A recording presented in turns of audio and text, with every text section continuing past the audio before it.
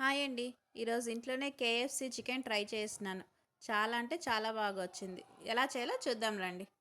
ఇప్పుడు ఉప్పు వేసుకున్న మజ్జిగలో చికెన్ పీసెస్ అన్నీ నానపెట్టుకొని ఒక 2 అవర్స్ ఫ్రిడ్జ్‌లో పెట్టుకుందామండి. ఇలా తీసుకునేసి మజ్జిగలో నుండి అందులో వెల్లుల్లి పేస్టు, ఉప్పు, కారం, ధనియా పౌడర్, గరం మసాలా, పసుపు అన్నీ వేసేసి ఒకసారి కలిపేసి ఒక హాఫ్ అన్ అవర్ ఫ్రిడ్జ్‌లో పెట్టుకుందామండి. ఒక ప్లేట్లో ఒక కప్పు మైదా తీసుకొని 4 స్పూన్లు కార్న్‌ఫ్లోర్ వేసుకొని గరం మసాలా, చిల్లీ పౌడర్, ధనియా పౌడర్, ఉప్పు, చికెన్ మసాలా అన్నీ వేసుకునేసి ఇలా పిండికంతా బాగా కలుపుకుందామండి. ఇప్పుడు హాఫ్ అన్ అవర్ అయిన తర్వాత చికెన్ పీసెస్ అన్నీ తీసి ఈ పిండిలో అద్దుకుందామండి. చూడండి, ఇలా అంతా బాగా కోటింగ్ చేసేసి పిండి అంతా ఒక ప్లేట్లో పెట్టుకుందాం సైడ్కి. ఇలా పిండి మొత్తం బాగా అద్దేలాగా ఒకసారి ప్రెస్ చేసుకుని చికెన్ పీసెస్ అన్నీ అద్దుకుందామండి.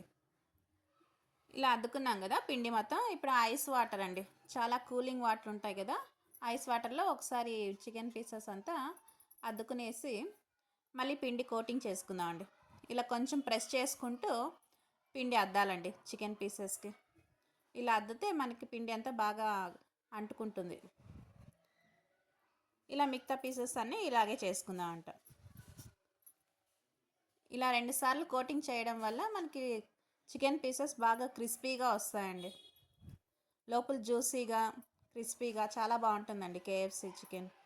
ఇంట్లోనే ఫస్ట్ టైం ట్రై చేస్తున్నాను, చాలా బాగా వచ్చింది. ఇప్పుడు చూడండి, పిండి అంతా అంటించేసినాను కదా. ఇప్పుడు ఇవి ఆయిల్లో ఫ్రై చేసుకుందాం. ఆయిల్ బాగా వేడెక్కిన తర్వాతే వేయాలండి. ఇలా అన్నీ వేసేసుకొని మీడియం ఫ్లేమ్లో పెట్టి ఒక 10 మినిట్స్ వేయించుకోవాలి. చూడండి, ఇప్పుడు బాగా వేగింది కదా. ఇప్పుడు ఇంకో సైడ్ టర్న్ చేసుకుందామంట. ఇలా టర్న్ చేసుకొని మళ్ళీ బ్రౌన్ కలర్ వచ్చేదాకా ఫ్రై చేసుకుందామండి. మీడియం ఫ్లేమ్లోనే ఫ్రై చేయాలి, అప్పుడైతే చికెన్ బాగా ఉడుకుతుంది లోపల. చూడండి, బాగా ఫ్రై అయిపోయినాయి కదా. ఇప్పుడు ఒక సర్వింగ్ ప్లేట్లో తీసుకుందాం. ఇలాగే మిగతా చికెన్ పీసెస్ అన్నీ ఫ్రై చేసుకుందాం అంట. చాలా బాగుంటుందండి, ఒకసారి మీరు కూడా ట్రై చేయండి. మీకు ఈ వీడియో లైక్ అవుతే లైక్ చేయండి, షేర్ చేయండి, సబ్స్క్రిప్షన్ చేసుకోండి.